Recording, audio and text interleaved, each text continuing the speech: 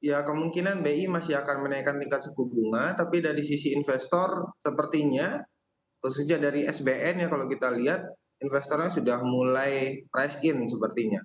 Hal ini terlihat dari yield dari SBN kita yang sudah mulai turun, bahkan turunnya sangat signifikan ya dalam 2 minggu terakhir. Dan hari ini kalau kita lihat yield Sun 10 tahun kita sudah berada di level 6,74%, jauh lebih rendah dibanding akhir tahun 2022 yang berada di sekitar 7,0%.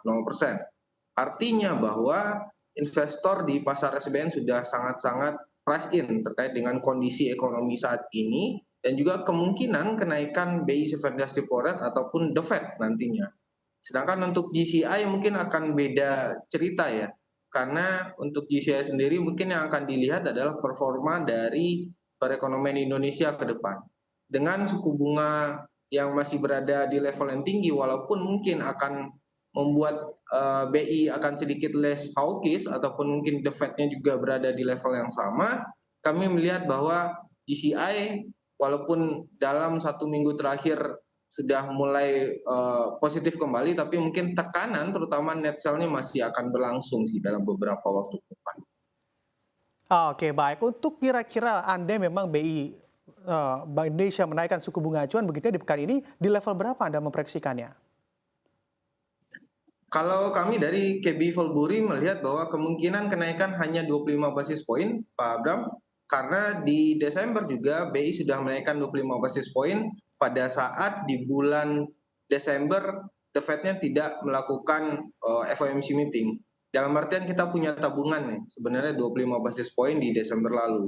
Tapi karena kemungkinan di Februari ada rapat The Fed di 1 Februari dan rapat dari Dewan Gubernur BI baru akan berlangsung di tengah bulan. Jadi kemungkinan untuk menjaga interest rate diferensial antara BI dengan The Fed masih berada di level yang cukup menjanjikan bagi Indonesia dan juga portofolio Indonesia secara keseluruhan. Saya pikir mungkin BI akan menaikkan sekitar 25 basis point di bulan ini untuk melihat bagaimana respon dari The Fed terkait inflasi mereka yang sudah mulai melandai ke 6,5% di 1 Februari mendatang untuk direspon oleh BI nanti di 2 minggu setelahnya. Oke, baik. Dengan adanya kenaikan, anggap saja begitu ya, sesuai dengan proyeksi Anda di 25 basis point, sebetulnya dampak apa yang akan terasa di pasar keuangan maupun di pasar real di Indonesia, Pak Fikri?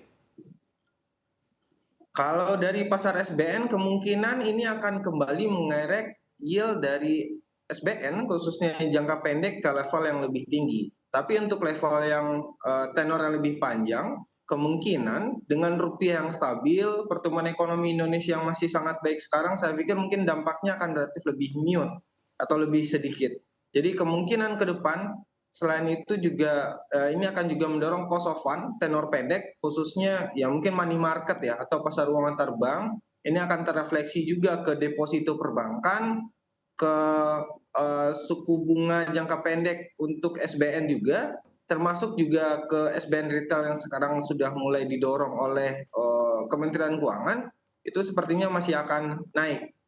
Di sisi lain yang akan menjadi dorongan selanjutnya adalah di corporate bond, karena corporate bond punya resiko yang relatif lebih tinggi dibanding SBN.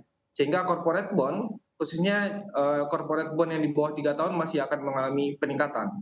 Tapi di sisi lain, untuk GCI kita lihat dengan ekspektasi bahwa kemungkinan akan ada penurunan kenaikan dari BI 7 days repo rate ataupun mungkin ada pivot dari BI 7 days repo rate di tengah tahun.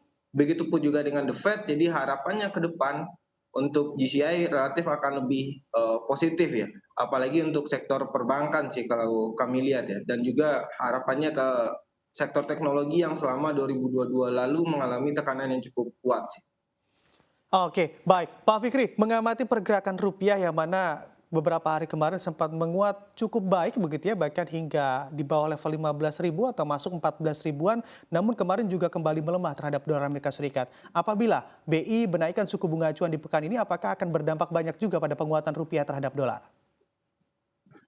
Saya pikir tidak akan terlalu banyak ya, karena kalau melihat dari apa yang terjadi di rupiah, sebenarnya rupiah sudah sedikit telat mengalami apresiasinya. Karena penurunan dari USD Index-nya sudah berlangsung dari tengah Oktober sampai di Januari ini ya.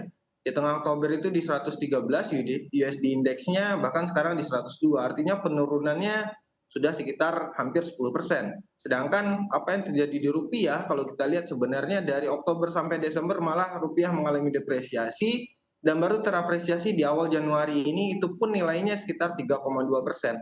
Artinya masih jauh lebih rendah dibanding apa yang terjadi dari penurunan USD Index sendiri.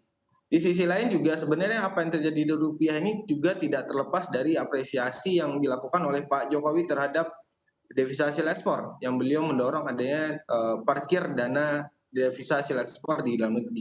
Ini yang juga mendorong adanya sentimen yang sangat kuat di rupiah dan stabilitas terhadap rupiah. Tapi di sisi lain sebenarnya dengan rupiah yang terapresiasi tentunya ini menjadikan advantages dari eksportir kita akan relatif lebih rendah karena akan dirasa lebih mahal untuk barang-barang ekspor kita. Apalagi kalau kita lihat trade balance kita yang di bulan Desember sudah mulai sedikit tertekan dibanding November lalu. Jadi saya juga melihat bahwa sebenarnya bank sentral ataupun mungkin pelaku otoritas moneter di kita juga tidak terlalu melihat apresiasi yang cukup tajam dari rupiah itu merupakan hal yang cukup positif, karena khawatirnya ini akan mengurangi nilai ekspor dari kita sendiri di Januari ini.